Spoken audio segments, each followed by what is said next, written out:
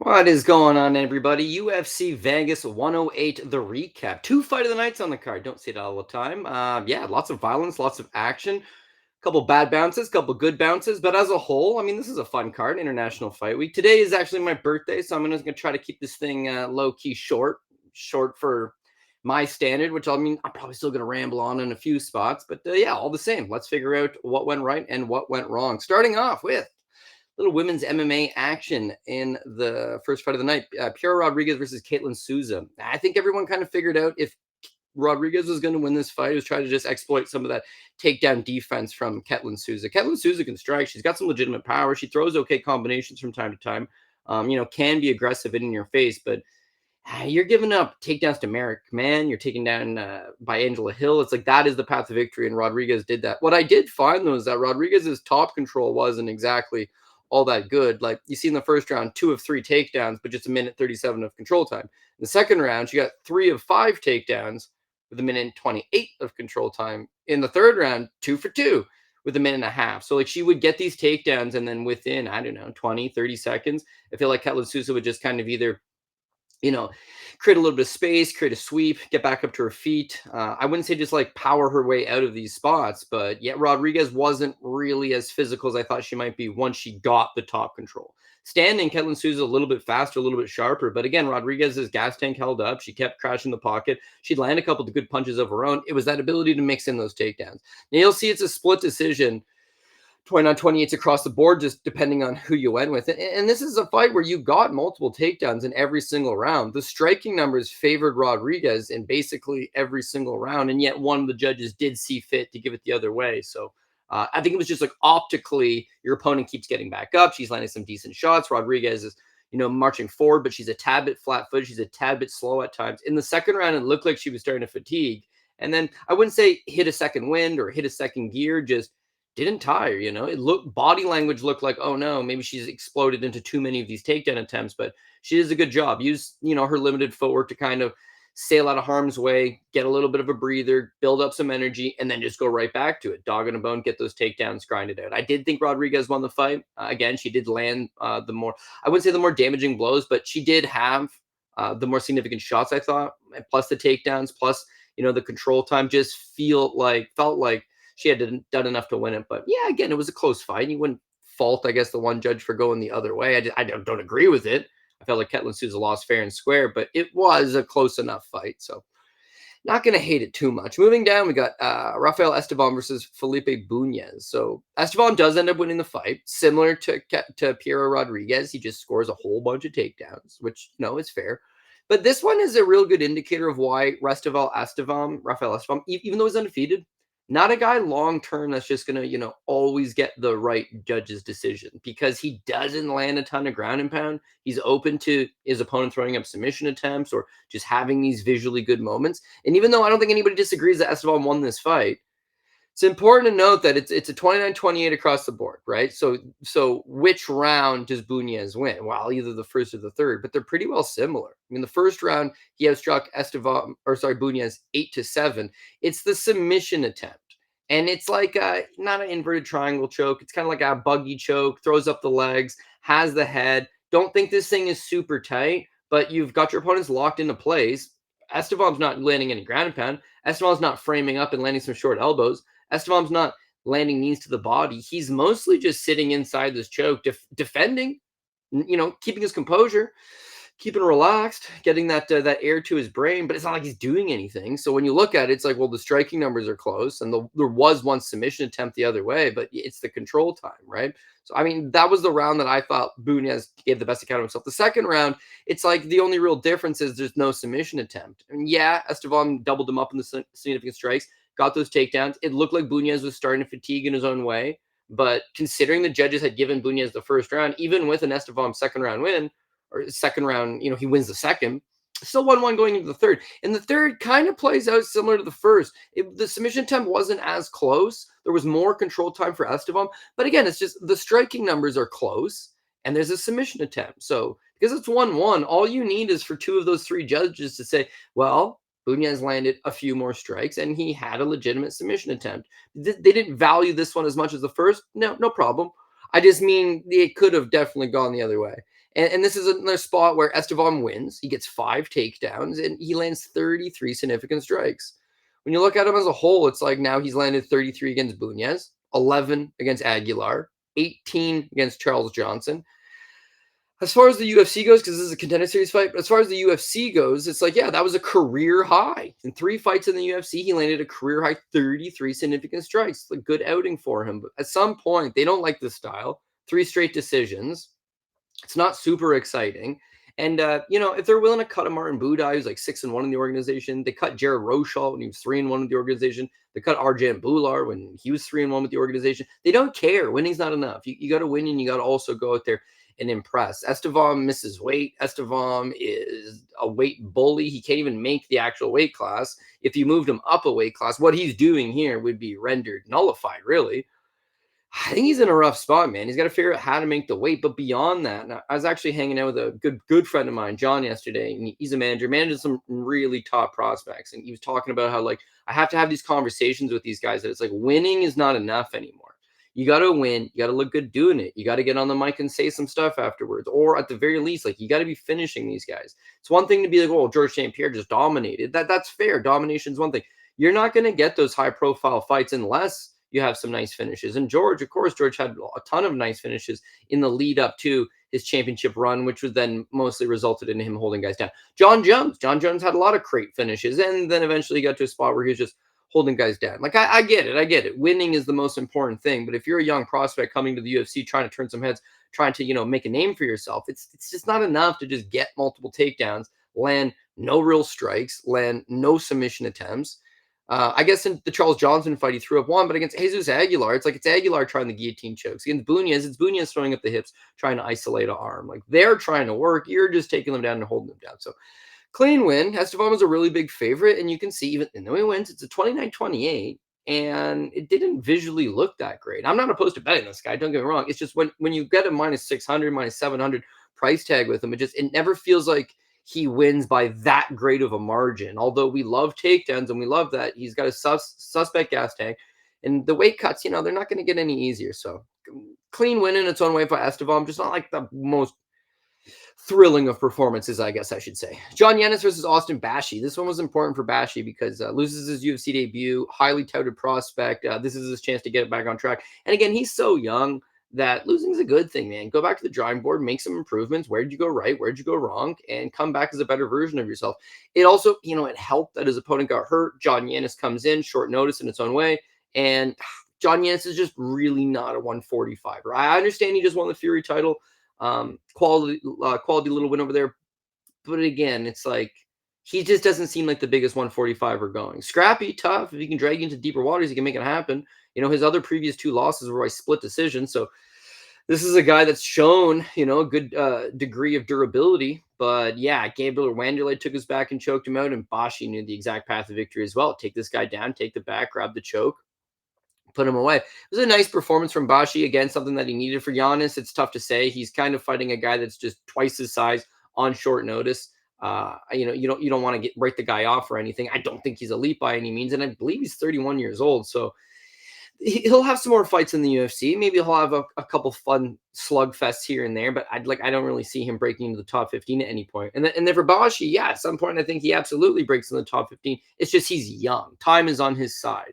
Again, it's important to go win and look good doing it. And this is exactly that. Picked up a nice finish, kept that momentum going, build it back up after the previous loss to Christian Rodriguez. All good stuff. But let him do this a few more times. Let him fight a fringe 15 at some point. Let him fight, a veteran who's a little bit past his prime. Then one of these contender series guys who's hungry and wants it. Let him fight a wide array of different guys.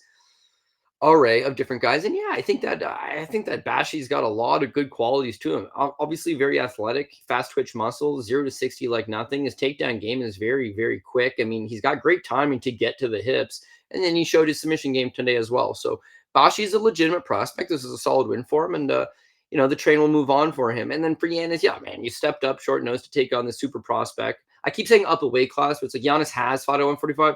Just if you look at the majority of his career, it's 135, and for good reason. He looked largely muscled here. On the scales on Friday, it looked like Bashi was going to be a problem physically. And then, of course, once the cage door closed on Saturday, Bashi was a problem physically. So, of course, maybe he tries to go back down to 135. Could be the best option for him. Outside of that, keep on keeping on, man. You showed some heart at least, and it just wasn't meant to be. Nick Klein versus Andre Pulyaev. Took a little dog shot here on Nick Klein. Didn't work out, obviously. I knew I was. I didn't know I was done. I had a good feeling that this wasn't going to work out. Like 45 seconds into the first round, and I say that even though Klein's best chance was to do what he was doing and get it done with as soon as possible. It's that, like Paul and I discussed on the preview show on Wednesday and also on the weigh-in show on the Friday, that he burns real hot. Like his entire game plan is just, I am going to go out there red line, go 100 miles an hour, try to finish you as fast as humanly possible, and then if he cannot finish you, really no human being can fight at that pace. That's a lie. Guys like Bashi maybe fighting at that pace, but it's like very, very, very few and far between. You can't just go 100%. Now, I get it. He's ultra aggressive. The UFC appreciates that. He's kill or be killed for the most part. But as you start to move up the ranks and fight better guys, it's like you can't just assume you're going to beat everybody in 90 seconds or 2 minutes. And for Pulyaev, I mean, I had my own, issues with him. He's big, tall, 6'4", southpaw, nasty left kick to the body. But like outside of that, he's not a grappling Russian. He's not one of these classic, cast iron EV or OV guys that can wrestle all day long. He's tall, he's gangly, he's a striker. And then see him fight Liam Anderson on the Contender Series. Like, this guy's there to get out grappled. This guy's there to get exploited. His debut against Christian Leroy Duncan, I mean, mostly spends the entirety of the fight with his back pressed up against the cage, standing cage control. Duncan didn't really need takedowns. Duncan really didn't need to fight him from distance. It's like this guy's grappling is suspect. So I truly did feel like Nick Klein had a grappling advantage and could just rely on getting takedowns, setting up shop, holding this guy down. Conserve yourself for once. It's just wishful thinking. That's not how Nick Klein fights. So you're saying, I think Nick Klein can win if he changes everything that he normally does. Well, that's probably not in the cards. And that's what happened. Like Klein redlined. And again, well, he did get a takedown and he did take his back. And there were moments where it was like, oh, Klein could get this thing done. But you knew he needed to get it done ASAP. If for whatever reason this round ended, or if Pulyaev was able to extend him a little bit longer, it's like then the choke is going to be less potent and the wrestling is going to be less effective, and your ability to muscle this guy out of a bad spot is going to be even more diminished. And it's just like it's less and less as your cardio starts to fall off a cliff, as your energy reserves start to wilt and dwindle away. Like you're done. And that's kind of what happened here. Klein, I thought, fought a good first round in the sense that 3 for 5 on takedowns, 3 minutes and 55 seconds of control time. Again, the total strikes, there was a few chip and shots. The significant strike, he didn't really land much, but that's a lot of control time. He got the takedowns. I scored the first round for Klein. The second round, Klein comes out and he hits the takedown again. I'm like, oh, maybe I'm wrong. Maybe this guy has worked on his cardio. Maybe he knows that he can fight this crazy style for 2 rounds now, and then he's just gonna run away in the third, and he's up 2 rounds.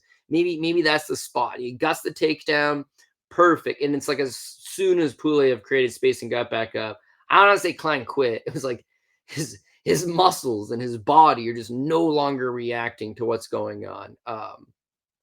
It's a beautiful kick to the body. And again, if you watch tape on Pulyaev, southpaw stance, huge old liver shot, like that was always going to be on play. What you would hope is a guy that's planned properly and has a wrestling advantage may use that to try to catch a kick and take the guy down, or I don't know, just come in with a game plan. Klein, I'm sure he did have a game plan, but it was mostly, I'm just going to redline this guy, go as hard as I possibly can, finish him as fast as I possibly can. And if I can't finish him, I'm done. The first round almost worked. The second round, as soon as Pulyaev got up, before he even landed the kick, you could just see in real time, Klein was done. Kick put him away for good measure, but it is what it is. Would you bet Klein again? Like probably not, just because it's not really my style to under 1.5 guys.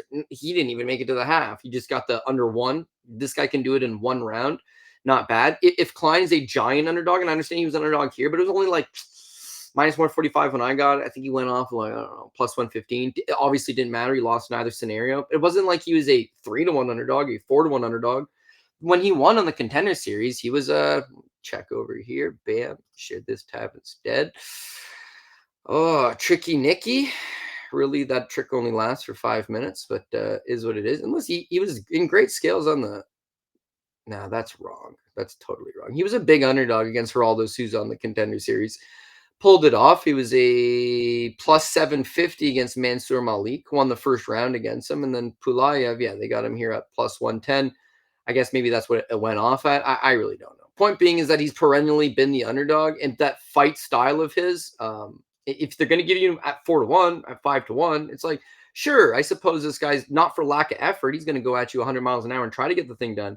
But yeah, as a favorite, as a near money guy, fighting someone that maybe doesn't have durability issues, Klein Klein just ain't getting it done. Really, it's just not working out in his favor. So yeah, I mean, tough titties is the way it goes. And for Pulyaev, I can't really like shit on the guy. It was a solid win. He got taken down. He minus P's and Q's. He stayed out of harm's way. His cardio looked good. As soon as they got back going, he was. It wasn't like it was a referee stand up. It wasn't like Klein just got tired and fell off of him. It's like this guy's ground game, especially defensively.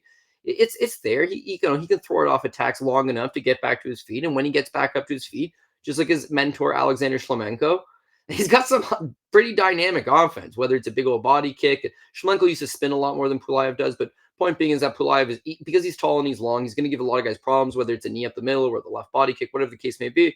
The path is take him down. Klein had the right idea, just didn't have the cardio. Could he have fought a bit of a slower pace and conserve some cardio? I mean, I think so, but it's just not who he is. Coaches probably realize that. Just the way it goes. Just the way it goes. Anyways, moving on. We've got Rodolfo Vieira versus Tresean Gore. Tresean.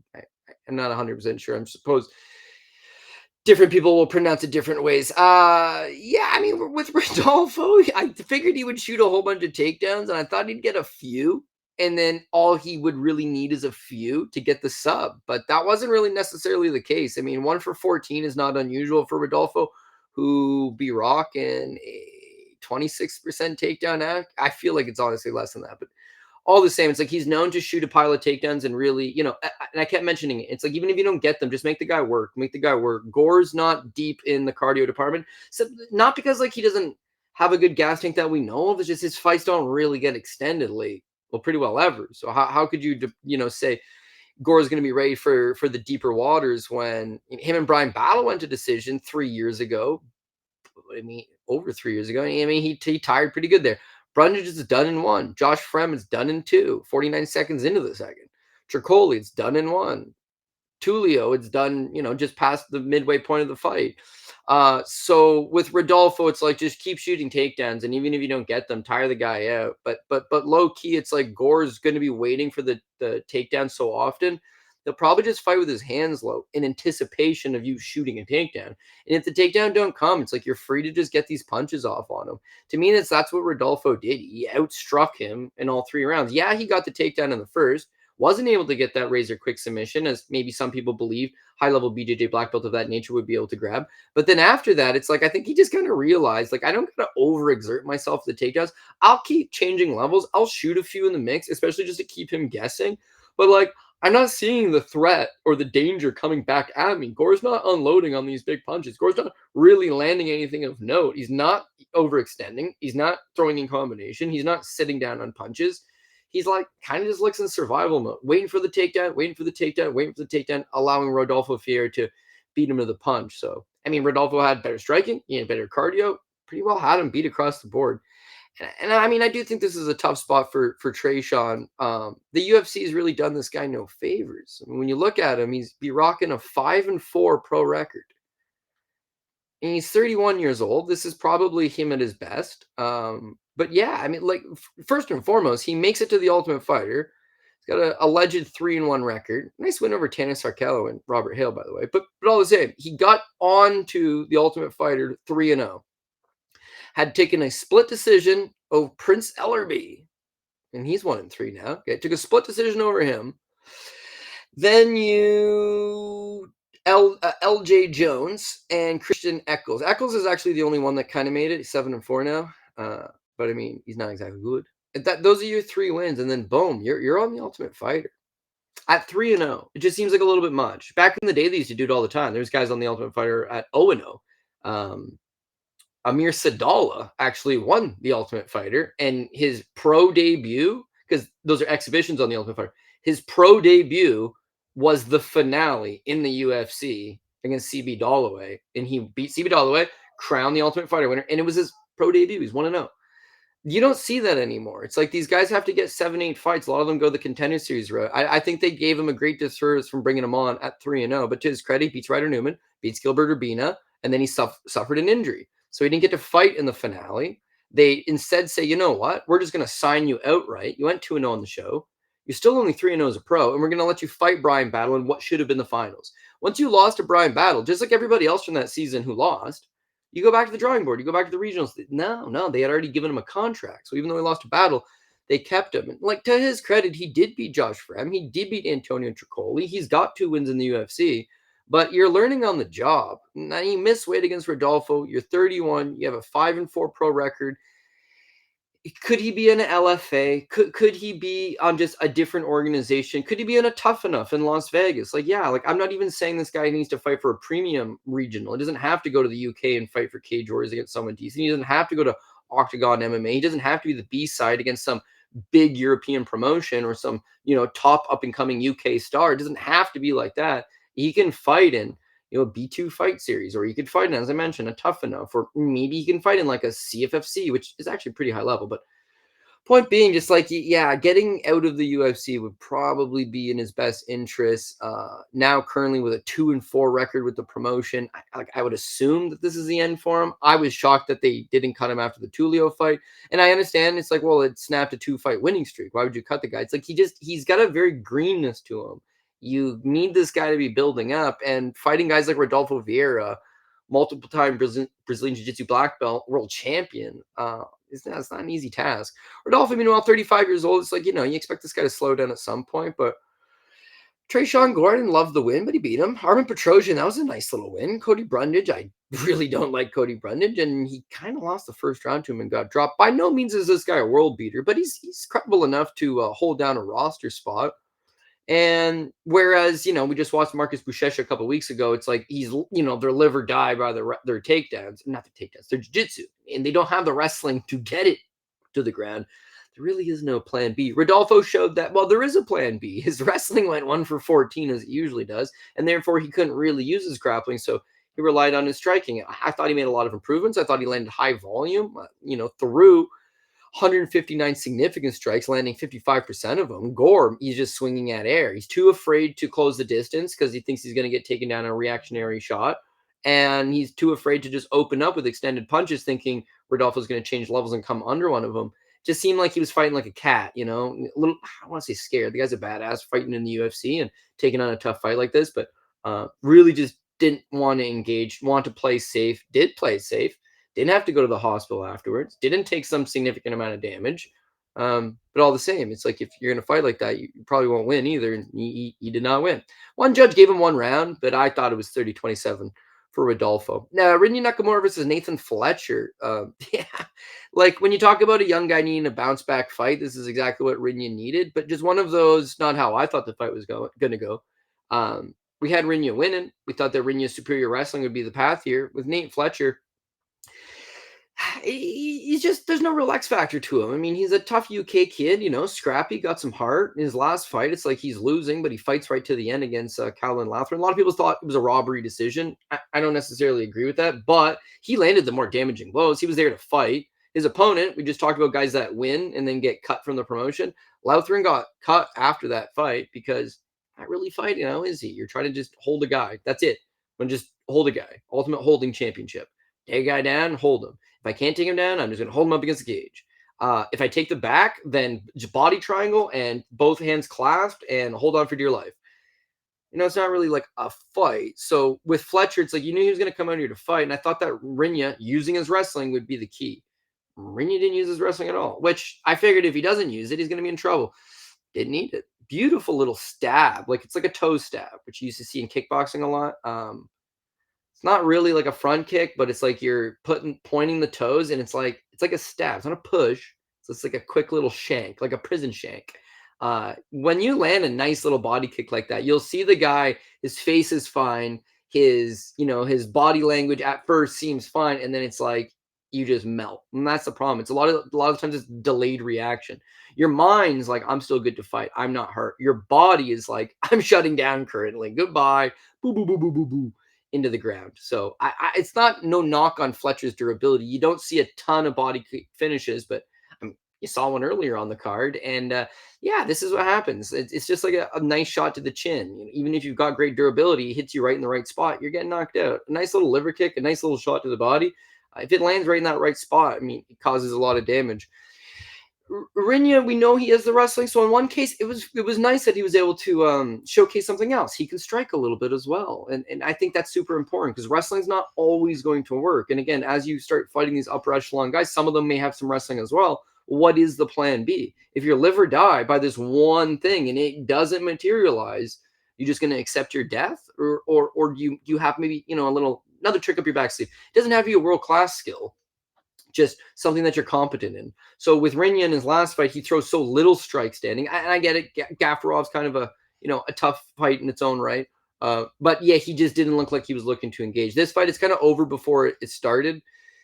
It's a minute and 2 seconds. Some people will say, man, his striking looked improved. It lasted a minute. He landed a body kick. That was the end of the fight. There's no telling if he was forced to strike for 3, 4, 5, 6, 7, 8, 9 minutes. Maybe his striking wouldn't have looked that good. But in a 1 minute setting, hit you a couple times and then boot you in the body, it looked real good. And this is a quality win for Rinya Nakamura. I was always high on this guy as a prospect. I wouldn't say he let me down last time. We did. But whatever, dude. It's his career. It's like I hate when people are like, "This guy let me personally down." You don't know you. He's trying to live his own dreams. This is a bigger setback for him personally than it ever was for you. You're not as invested in this guy's career as him and his friends and family are in his own career. So no, he didn't let me down. It's just I've been praising about how this guy's a legitimate prospect, and one of these guys, Tatsuya Taira in the main event. But these guys that are the next wave of Japanese prospects that are going to put MMA in Japan used to be huge, right? They used to have giant stars. It was a giant thing. Pride Fighting Championship, really the only promotion that's ever been able to rival the UFC. And then just like since then, there is no Kazushi Sakuraba's no more. There's Shinya Aoki's. They're all they're just like a past gone generation, so to speak. So to see these guys come up and then do some serious damage, all good stuff. For Fletcher, I mean, it's a tough setback. You could make the argument that he got robbed against Lauthrin his last time out, but here he gets folded up in a minute. And so now he's got this problem where it's like, let's say his next opponent. It's like, well, I mean, if Lauthrin's taking you down 6 times and controlling you pretty handedly, well, how much time do you have? 558 of control time, and then Nakamura is just hitting you once to the body and putting you down. It's like, well, your grappling, you're really not that good, and your striking, especially your striking defense, is really not all that good. His submissions are really not bad, but he's gonna just have to rely on taking some lower level guys. Rinya Nakamura is not a lower level guy, and so he made it look easy. But I think if they fought 10 times, not saying Fletcher wins any of them, just they fought 10 times, Fletcher doesn't look that bad all 10 times. This was kind of a situation of the fight ended before you ever really got started. And yeah, kick to the body, man. I'm sure he shit his pants and gonna piss blood for a week now afterwards, but that's what a nasty body shot will do to you. So kudos to Nakamura. Again, showed a new wrinkle to his game, and that's always appreciated. Kevin Vallejos versus Danny Silva. Real fun fight, went the distance. Danny Silva's a tough guy. Like, he can take a punch. Paul outlined that it's like Danny Silva perhaps takes too many punches, and I'm not going to disagree. It's like seems like in all of his fights, he lights his opponents up. He's landing good combinations, and he's got this stick and move style. It's like a poor man's Dominic Cruz, so to speak. Longtime training pupil of Cub Swanson, so you can see that trickiness to him. He's still there to get hit. It's not like he's a defensive marvel slipping these shots all the time. It's like you're going one way, you're going on one way, he cuts to the other side. It's hard to get a read on, but he's still pretty well right in front of you. And so Kevin Vallejos, you're like a volume puncher and you've got solid cardio and your opponent's not really able to take you to the ground, then yeah, it's just going to be extended punching combinations. And we'll talk about Ribovics later, but if a guy's forced to stand with you and he can't keep up your output or your pace, and it's going to be a tough night for him. I can credit Danny Silva for shooting the 9 takedowns. It's that he really never got close. And then credit to Vallejos, he's not just like just a banger. He's just stand and bang. It's like he can wrestle too. He can grapple as well. His takedown defense, I thought, looked really good. The one takedown he did give up, he was able to quickly get back up to his feet. And then he was shooting takedowns on Danny Silva, got 2 of them. But one in the second round for, I don't know, 30 seconds of control time, one late in the third round, and then mostly it was just tit for tat. He's landing a little bit more. His shots also seem to be a little bit heavier than Danny's. I thought there was a decent enough case for maybe Danny Silva won the third round. One judge did give him the third round. Two other judges gave it 30-27. And, that's pretty fair, too. The right guy won in Kevin Vallejos. And I think for Vallejos, we know the guy can crack. We know that he's got good durability. We know that he's got good cardio. The grappling was a nice little interesting, plot twist. You're not taking on the world best guy, Danny Silva, but this is the kind of guy that it's a good time to mix in some takedowns. He's been taken down before. Why not work on some of the things that you've been training in the gym?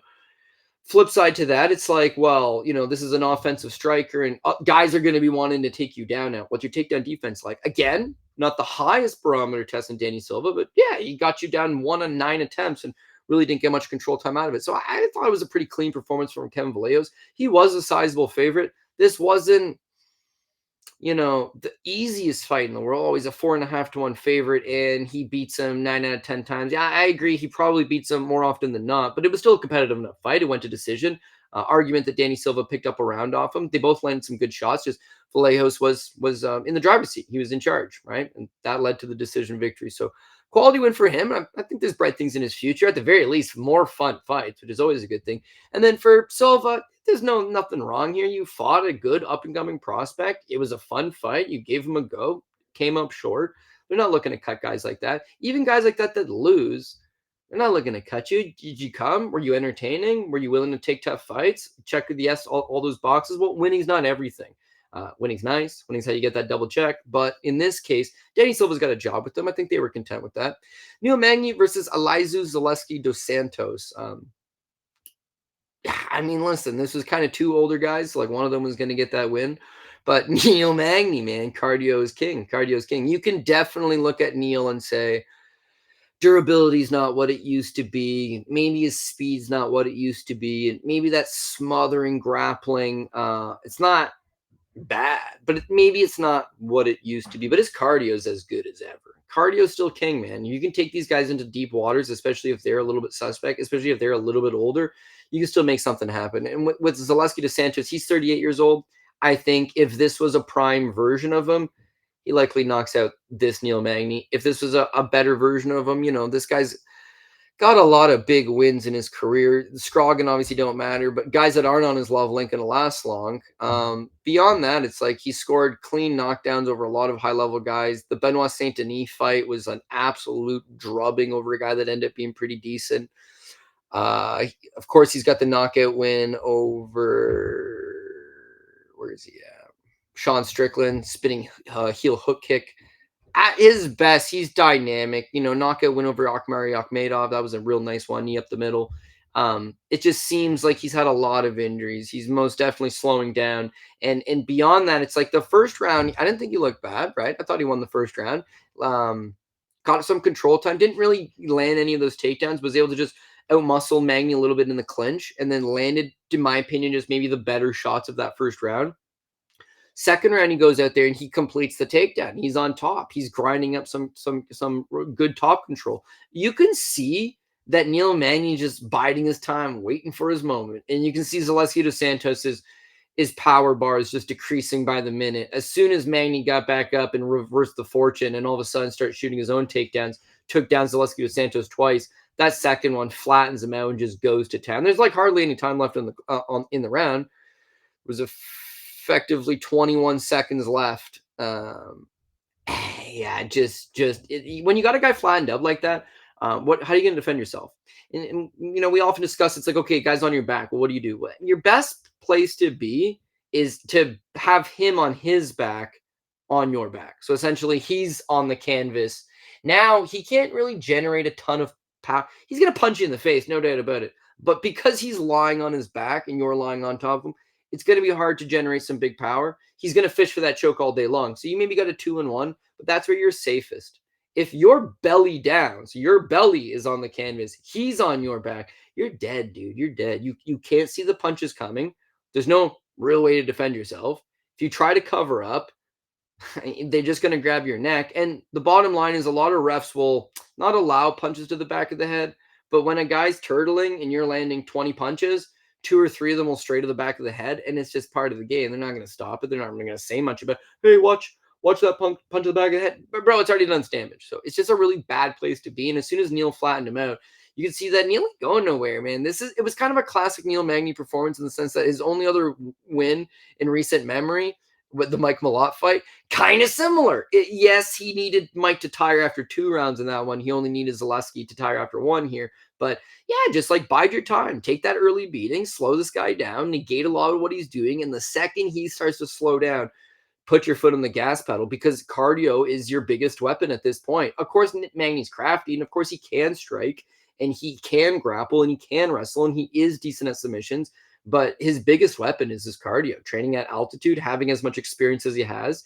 And Zaleski has a lot of experience himself in a different way. His experience is usually these big flash wins, big quick knockout, a fight that I was gassed in the 3rd round, but the judges gave me the first 2, or the judges scored the close rounds, and I had this big moment. It's big moments. This is like a body of work. Neil's just a steam engine, man. Just keeps building up the momentum, and so this is quality work for Magny, the old dog. Paul mentioned it probably the best, I think, on the preview show.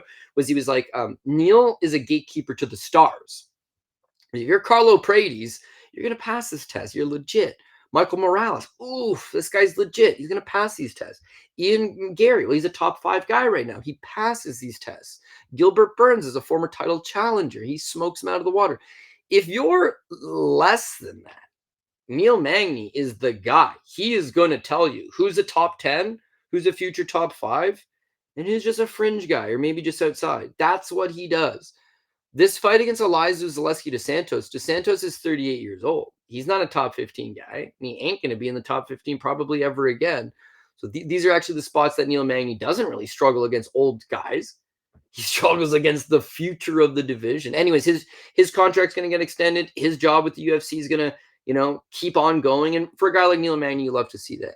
And for his opponent, Zaleski, I'm sure they'll bring him back, and he's tenured and he's had some fun fights, and they're going to have to keep giving him fellow older guys and maybe not guys with deep cardio or deep durability, or I don't really know. I don't know how you would book him, but you will. There's guys for him to fight. It's just, I think the wins are probably starting to get few and far between for him. And at 38, with the amount of damage, injuries that he's had in his personal life, like I don't want to see him just show up for the paycheck. I wouldn't say he showed up for the paycheck here. It was like when he ran out of gas, he really ran out of gas fast, and that was the end for him. So I can't say enough good things about Neil Magny, one of the good guys of the sport, tenured, taken tough fights against pretty well everybody, always shows up, always makes weight, very professional guy. I like Neil Magny. It was nice to see a good guy get a win for a change. Carol Rosa versus Nora Cornolle. I mean, Carol Rosa, if you're gonna bet her, you better by decision, because she's going to decision in every single fight that she's had at this level. This was her 12th fight in the UFC, and you'll be able to see that every single one. Yeah, some of them are split, some of them are majority, most of them are unanimous, but they're all decisions. It's just what it is. So, Rosa, if you want to improve that minus 180 price tag, you take her by decision. And then the easiest way to attack this fight was the over 2.5, and the fight goes the distance. And although all that stuff did happen, the price wasn't good on it. The second round was almost just like this Neil Magny fight. Carol Rosa flattens out Nora Cornolle. Cornolle's just shelling up, and then it's like, oh my God, she's going to TKO her. And like all these overs, this decisions, like it's all boom, smoke, and it wasn't a good price anyways. And the round ended. Thankfully, the round ended. It was too late in the round that you couldn't really build up this minute and a half of just teeing off from someone turtled up on the ground. But yeah, I mean, I thought Carol Rosa's grappling looked good in this fight. The way to beat Rosa, take her down. She got really bad takedown defense. Get up game is not really all that good either. Her striking, it's big volume, and I kind of expected that this fight with Cornolle would have the power shots. Rosa would have the volume. It would mostly be striker versus striker. The key to Rosa winning was that Cornolle was not going to take her down. And so, like, some of that proved to be true, but the one thing that I missed completely is that Rosa was just going to use her own. You don't really see her get a whole lot of takedowns, a whole lot of ground control. But in this fight with Cornolle, she knew that there was an easy path to victory, and I think she executed quite well. It might be that first round where it was, competitive, most competitive of all the rounds, I guess, would have been the first. Cornolle outlanded her 24-18. Rosa shot one takedown, didn't quite get it, but still did get the fight where she won. Still was able to use grappling and out-grapple her, and did a good job. The second round, I thought it was a drubbing. you'll see 7-0 on the significant strikes. This one really much is the total strikes, where it was 77-6. The takedown, 4 minutes and 53 seconds of control time, two submission attempts, and almost put her away. That's dominant. And so again, when you look at the judges' scorecards, it's like 30-26. Mike Bell scored that at 10-8. Ron McCarthy gave it 29-28. He gave the first round for Cornolle. The second round was a 10-8. Chris Lee, same thing. He gave the first round for Cornolle. Second round was a 10-8. And then by the third round, it's like, good job to Cornolle. She came, actually fought to that decision. She went out there. She hit that over 2.5 for everybody that needed the over in this fight. But just there was nothing coming back. Rosa figured out after that, it's like, I can just take her down and just go right back to town. And that is exactly what it was. Combined, Kel Rosa ended up having 11 minutes and 25 seconds of control time in a 15-minute fight. It's going to be hard to lose those. When Nora's a little bit older, but we know she's a French Muay Thai girl. We know that she's most comfortable standing. She got a decent clinch game, good knees to the body. At 35, she's not going to be getting any better. Kel Rosa very much just exposed her as having zero grappling, zero ground game. She was able to get by against Haley Cowan. Haley Cowan took her down in the first round, but no one remembers that because she was able to sub her in the second. Cavalcanti is a straight-up Portuguese striker. Melissa Mullins, I don't even know what Melissa Mullins does well, but, mostly striker, I suppose. Jocelyn Edwards shot the 5 takedowns, but just didn't do nothing with it. I do think that that's the path that people are going to take going forward. Her only thing is that she hits hard. She's fairly good size for the division, and she's good with the knees to the body in the clinch. Well, why don't you just avoid all of that by taking her down? The blueprint's been drawn. UFC can match her up however they want her. They've tried to match her up soft. She is who she is. They're not going to cut her by no stretch. Norma will be back. Norma will do her thing, and she may pick up some more wins in the UFC, but she's going to really need some favorable style clashes. Otherwise, I don't know. Rosa doesn't need as favorable style clashes. If the thing's standing, she can stand. If for whatever reason she can't exploit your ground game, she will. If you exploit her ground game, she's still a black belt. She'll stay out of harm's way for the most part. She's a little more well-rounded, and that well-roundedness really paid dividends in this fight, where she was able to use a secondary skill and look like $1 million doing it. Estevam Ribovics versus Elvis Brener. I did take this dog shot on Brener. Really didn't play out the way I thought. I thought he'd get takedowns. I really did. 0 for 9. And not only was it 0 for 9, he never got close on the 9. But all the same, it was a good fight, man. It was a good fight. He stood his ground. He was throwing some heavy heat back. These boys really went to town on each other. It's just when you look at the numbers, it kind of doesn't tell the full story in that first round, it's like, Ribovics lands him 39-36. Yeah, but Brener was hurt in that first round. Went 0 for 6 on takedowns. Had to come off the canvas at one point. Wasn't a knockdown, but he got stung pretty good. It's a first round Ribovics. The second round, I'm watching it, and I'm like, all right, Brener, if you're going to win this thing, you need a takedown. He kind of stopped shooting as much in the first, realized I ain't getting this guy down. And so he just went. They were just throwing heat. Brenner's got a really nice right hand and a good counter on it. Ribovics, meanwhile, is so in-your-face aggressive. It doesn't move his head. It's like he's cool with getting hit. I don't think he minds it a whole lot. Obviously, the guy's got some really good durability. But Brenner's cracking him solid, clean with the right hand. It's like his head's not even snapping back. He just eats it, and then he returns fire right away. And that's all well and good. That's fine. At some point in Ribovics' life, he'll either going to get knocked out pretty bad or he's going to have CTE. But collectively in his last 3 fights, Zellhuber landed 121, Hackpross landed 135, Brener landed 118. You just can't do that forever. But $50,000 fight of the night bonus, $50,000 fight of the night bonus, $50,000 fight of the night bonus. Truthfully, this guy should have a lot more than $150,000 for the amount of brain cells that he's contributed. But just off those bonuses, and the UFC's giving him a nice contract, and he's winning these fights, so he's getting 2 paychecks. Not the Hackpross fight, but that one was close. Venom's giving you some money. Sponsors probably want to jump on board. He does have a very fan-friendly style. I hope he makes an insurmountable amount of money, gets paid, invests it wisely, because even though these are really fun fights, and they are, you can't be doing this forever, man. You're taking a lot of damage, and you're a young man. It's a young man's game. Once you're no longer a young man, this game's probably not going to go too well for you. So maybe, and he may learn to be a little more defensively sound or slip a few punches, but Why would you want him to change who he is, man? They're just such fun fights. And Brener, I'm going to give total kudos to Brener. He hung his ground. He gave him a go. What I was saying in the second round is like, I'm hoping he gets these takedowns, which he didn't. And then by the numbers, well, he outlanded him 48-34. I still gave that round to Ribovics.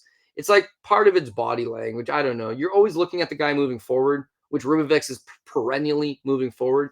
And then also, it's like, yeah, whenever he got hit, it's like he just eats it like nothing, returns fire. And it's like, not like Brenner's toppling over all over the place, but you can see he's hurting. You can see he's moving back, lands two big punches, and then has to go back to moving back. So, like, optically, I just don't think it looked great. I'm hoping Brener can win. I just felt like this thing's going in Ribovics' way. And then the third round really did seal that. Two judges, I believe, gave it 327. Two of the judge gave it 27. Derek Cleary gave that second round for Brener, which you can see he landed some nice shots. It's just I thought it was a 30-27 for Ribovics, who had an excellent performance. Yeah, I was chasing value on Brener at plus 210. I think it'll be a close fight. I think it'll be a competitive fight. That all proved to be true, but still not enough to get the win. And if they fought again, it's like it probably would be competitive again, but I just feel like Ribovics' style is going to win that fight more often than not, unless you can cold cock him. The wrestling would have been a nice little X factor going into the fight. I think Brener take this guy down. Seeing him go 0 for 9, if you were to run this fight back again, now you know you can really take wrestling off the table. It's not going to go so well. So fun fight. I definitely agree that it was a fight of the night quality type of performance. And yeah, both guys made some money. So good times. Chris Duncan, Matus Rebecki. This is the one. If there was one on the entire card that bit me in the ass, it would be this Matus Rebecki Chris Duncan fight. But again, it's just another really good fight. It ended up winning fight of the night as well. Both guys got 50 grand out of it. Back and forth tussle. First round I gave it to Rebecki, but so I'm gonna be perfectly honest with you. It's another spot where it's like I've got this guy bet, and I got money on Rebecki, and I'm hoping Rebecki wins. And I scored the first round for him, but kind of got a sense right there in the first round that like this probably wasn't gonna go all that well. He's fighting ultra aggressive, too aggressive. He's fighting like Nick Klein, where it's like, I'm just going to recklessly run into shots over and over and over again. Now, keep in mind, Rebecki's not like the biggest guy. He's 5'7" with a 66-inch reach. Duncan, meanwhile, is 5'10" with 71-inch reach. So he's got a 5-inch reach advantage. He's got a 3-inch height advantage. So it's like, well, is it not crazy to think that Rebecki had to dive into the pocket over and over like that? Maybe. But like he kept just moving to the same side. Like I'm going to throw one shot, my jab, then I'm going to duck to the left, and then I'm going to throw my hook. But if Duncan was throwing head kicks, Rebecki would have just leaned right into it. Instead, Duncan would wade back and land the counter right hand every time. Duncan fought just in his own way, very similar to a Ritter to Ritter, the striking portion of it. He knew, dude, I'm way taller than him. And this guy's being hyper aggressive, keep wanting into me. So that step in knee, it's just like he would just wait on the step in knee. Come to me, I'm going to step in and knee you. As the knee lands and I plant my feet, you're going to try to swing this hook. I'm going to plant the straight right. Now, what's more likely to connect, especially when you got a 5-inch reach advantage? A straight punch, the straight right, or this short little hook? Well, a hook's crooked and it's coming in from an angle. Most of the time it's what is traveling the shortest trajectory to its target. The straightness of this straight right hand or this hook. Yeah. So, I mean, I just thought he's getting beat to the punch over and over. The fact that he was hyper aggressive, I thought allowed him to win the round in that he was coming forward. He landed Duncan 32-19. He got a little bit of control time, I suppose. But the round ends and he got a big old knot on the top of his head. And so if the judges are looking at damage, the damage was caused by Chris Duncan. The knees of the body, you can't visually see that as much, but they hurt. And then those right hands, they keep clunking him in the head over and over. We've got some massive swelling after 5 minutes. Yeah, there was more volume from Rebecki. Yeah, he's coming forward. Yeah, he's being aggressive. 2 of the 3 judges gave him the round. One of them gave it for Duncan. And as much as it's like, I don't agree, I scored it for Rebecki, I can see it. I could see it. This guy's got a head growing out of his head. The step in knees, I thought, worked excellent. I had a bad feeling right after that first round. Second round, it's like Rebecki does much of the same. He's out landing Duncan. He does get a takedown, but Duncan got up right away. And that one kind of hurt me, knowing that we can't just keep taking these damaging blows standing. We need to make Son a takedown. Got the takedown. Duncan's going to go for the guillotine. Oh, no guillotine. Let's flatten this guy out and punch him in the face. He couldn't hold him down. As much as I can say, well, Rebecki fought too aggressive and Rebecki kept walking into punches. Duncan fought real smart. He knew the short guy was going to crash the pocket, so he was waiting him with the knees to the body. He was waiting for that counter right hand. He was moving constantly the same way. Rebecki at no point cut the angle. He kept chasing him. So it's like, let this guy follow, and I'm going to set a trap, and I'm going to set a trap, and I'm going to set a trap, and Homeboy's going to walk right into them, which he did. But it's the damage, really, honestly. I mean, you could look at it and say, well, it's another close round. When you watch it in live time, it's a very close round. The round ends, and it's like Rebecki's eye is swollen all the way shut. There's now a cut kind of between the eye and his nose. There's that knot at the top of it, and the whole eye itself is purple and swollen shut. I'm actually, I appreciate that they allowed him to fight that third round, because it did not look like you could see out of that thing. But it was, damage. It's a fight of damage. Who's doing the more damaging blows? If Rebecki may have fought that same round, but didn't take a whole lot of swelling, wasn't bleeding all over the place, maybe they give him the round. But it's hard to look away from that. Oh, this guy landed 3 shots for every one that you landed, but you're bleeding everywhere. You're getting hit. It's a nice round. Duncan fought an excellent game plan, gotta say. Rebecki, it's not that he fought a bad game plan. It's just it wasn't the winning one. Just keep walking over and over into this large man.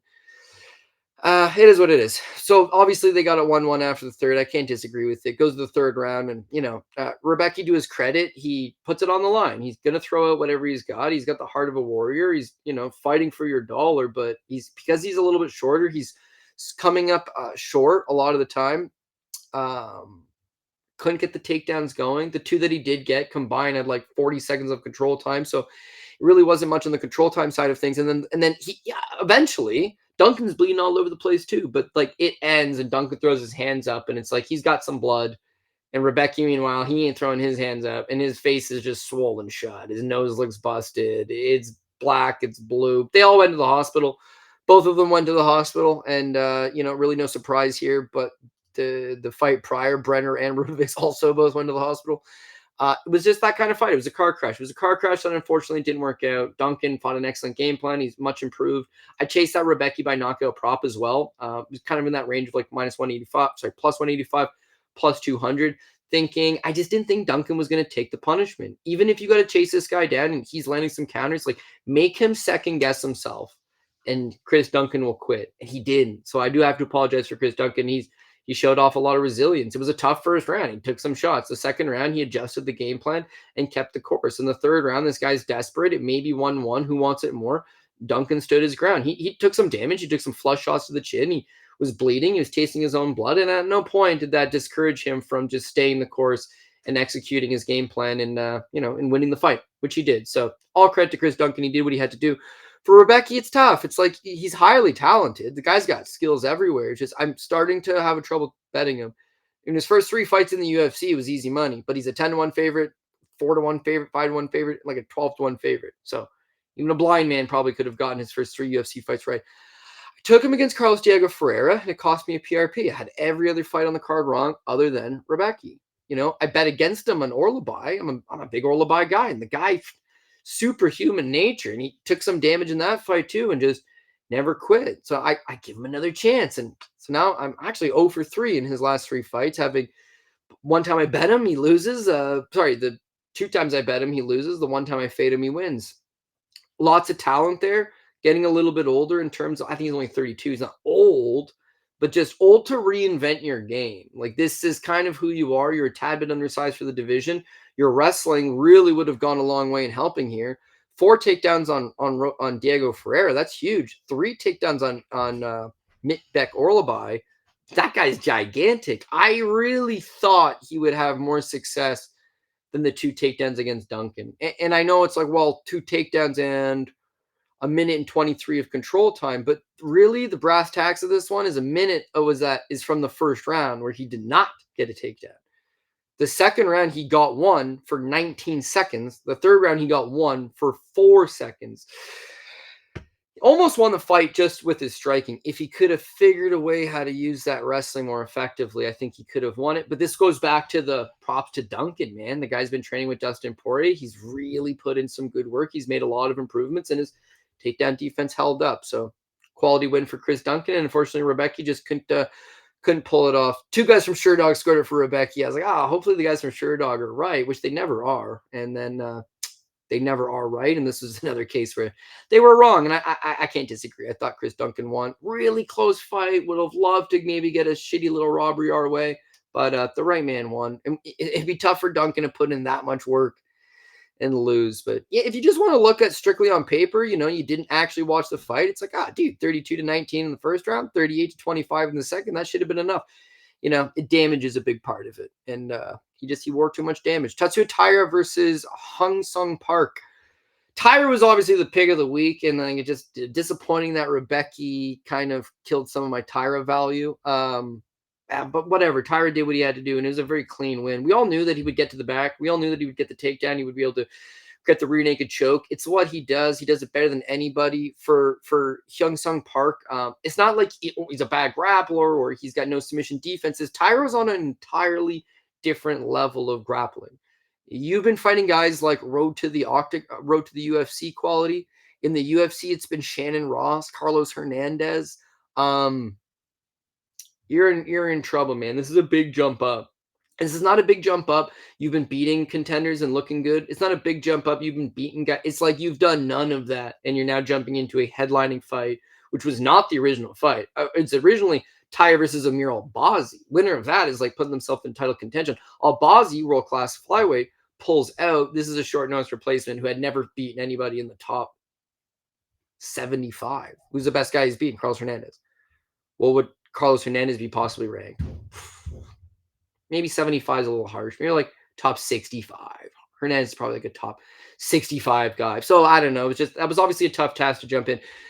The one thing though, low key, Paul nailed this one. Top Noi Kermwan drops him. Sunguk Choi drops him. The knockdowns. Shannon Ross didn't knock him down. Shannon Ross hit him with some really good shots that had him buzzed. Tyra's got like some pretty underrated striking. His right hand is very fast and it's very accurate. And when you want to look at his other fight with Carlos Hernandez, call him an opponent, it's like he drops Carlos Hernandez, knocks him out, and it's that same right hand, real clean shot.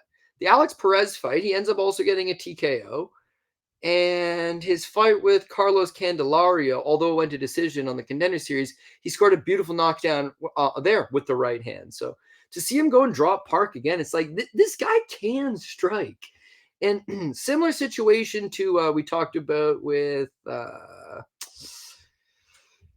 who was it? Maybe Tresean Gore. Tresean Gore kind of went through the same thing. It's like you're so hell bent on like he's gonna shoot that you're waiting with your hands low to dig an underhook as he shoots. You're waiting for the shot. You got eyes on his hips waiting for this shot.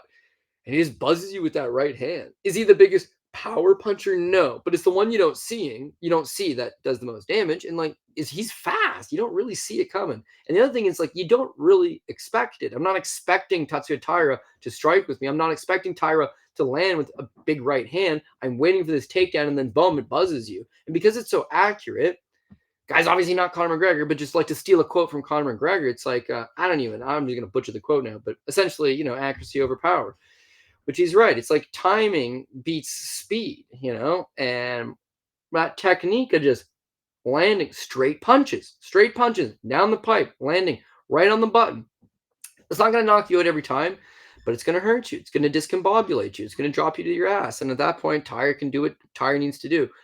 Did he have a ton of ground and pound? No. Did he need a few takedowns to get the job done? Yes. But it's just like he's very smothering with it. Tons of control. Gets the first round knockdown. Mostly after that was just total strikes, but 2 for 2 on takedowns at 3:56 of control time. It's what the guy does, man. He's an absolute anaconda. The second round, he just, goes to the same thing, gets those takedowns and grabs that submission. Props to Park in the first round. I thought he could have given it up. Like Tyra's going to get under the chin and grab that neck. Did a good job of fighting hands and staying out of harm's way. Second round, it's just what more could you do? If you didn't have it in the second round, the third round was going to be 4 minutes of him on your back trying to choke you out. The fourth round would have been 4 minutes of him on your back trying to choke you out. The fifth round would have been 4 rounds of him on your back trying to choke you. This fight was not going to get any better. He was going to get the takedowns whenever he pleased. He was going to get to your back more often than not. He was constantly going to be fishing for rear naked chokes.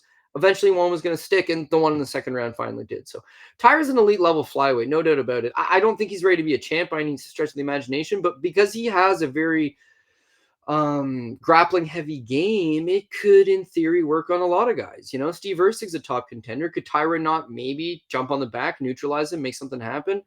We just saw, well, I mean, he fought Brendan Royval tooth and nail, and Brendan Royval fought Josh Van tooth and nail. Could Tyra maybe not jump on Josh Van's back? Maybe. Could Tyra not be competitive versus Pantoja, who's an elite level grappler? Absolutely, elite level grappler. Tyra can match a lot of that grappling. Kai Kara-France. Kai Kara-France just proved that he cannot hang with elite level grapplers, apparently. Man, what a bad move that was. Could Tyra not do exactly what Pantoja did to him and just take him down and jump to the back? So, yeah, I think Tatsuya Taira matches up with all the elite level flyweights. Can he beat them? I mean, it's going to be any given night. If he's on top of his game and they're not, he's going to hang and beat them. If they're on top of their game and he's on top of his, it could be a fun fight. If they fought 10 times, there may be 10 different outcomes. But the point is that he's a world-class guy that's capable of hanging at the highest level. Park's 30. He's now 2-1 in the UFC, 3-1, I believe, in the UFC. This is a tough fight, by far the toughest fight of your career. You're headlining for the first time in your career, the UFC level. It wasn't going to be an easy fight. Props to him for showing up. This wasn't his original opponent. It wasn't Tyra's original opponent. He saw the opportunity and he jumped on it. The fact that he's been knocked down quite a few times by not the heaviest power punchers, I do feel like he's got durability issues. His grappling, it's hard to say he's got grappling issues. Tyra's going to make a lot of people look bad. That being said, Park's obviously not elite in that department. He's really not elite in any department. So he'll go back to the drawing board. He'll get some, lower matchups, but I don't ever expect to see Hung Sung Park in a main event at this level. I get it's an Apex card. I get it's flying under the radar. I don't see it happening again. He's not quite there. But as a whole, if you're looking for prospects, Tyra, legitimate prospect. Chris Duncan's going to move into the top 15. Was a nice fight for him. Ribovics, sky's the limit for this guy. He's going to be in a whole lot more fight of the nights, until his brain starts to fail him. I feel bad saying that, but man, you can't do that forever. Kevin Vallejos, solid performance for him. Ringy Nakamura got back his prospect status. Pulyaev, I'm really not still high on him, truth be told, but a nice win. Bashi got his prospect status back. Estevam, I honestly think he was a bust. This was a fun card. Fun card in terms of it gave you a taste of, what the future holds. It gave you a taste of what the past held. And yeah, overall, really not that bad of an offering. Coulda, shoulda. Gotten a couple things different, gone a few different directions. It is what it is. Prop standpoint, not terrible. But yeah, I mean, we just kind of move on to the next. What do we got next week? Oh, I know I got a UFC next week, but exactly what was it? It is. We got Octagon MMA Saturday, PFL Africa on Saturday. Yeah, sorry, Roman Dolidze versus Anthony Hernandez. Another Apex fight card. Currently with 11 fights. What got canceled? Erceg, I knew. They may add something to this at some point. 11 fights doesn't seem terrible, but the UFC's always been rocking these 14, 13, 12 fight cards. 11 feels a little bit low. Yeah, anyways, back to the drawing board. Figure out what we can cash on and what we can't. This is a fun enough looking card. Anyways, yeah, that's it for me, man. It's my birthday, so I'm going to go just hang with the kids at the park. No, not the park. I got some big plans. Got some big plans going out. My wife's kind of got this nice day planned out. And yeah, that's it. That's pretty well the recap from me. Unlike 5 of the fighters did not have to go to the hospital for big old injuries, but I can always appreciate these guys laying it on the line. Listen, it's a Saturday night. We're sitting down. We want to see some entertainment. Of course, we love wrestling. We love grappling. It's just those guys like Estevam, and I know at length I complained about it on last week's recap. There was a bunch of these awesome Almabayevs or Bryce Mitchells. It's like, is that fighting? I don't know. This had 2 fight of the nights, and beyond that, just a lot of solid performances, a lot of blood, a lot of swelling, a lot of bruising, a lot of some submissions, some knockouts, some decisions, a little bit of something for everybody. So I hope you guys enjoyed the fights. I hope you enjoyed the recap. And of course, we'll be back at it this Tuesday for what's next to come. Going to break through at some point. Hopefully it's next week. Take care, guys. Chat with you later.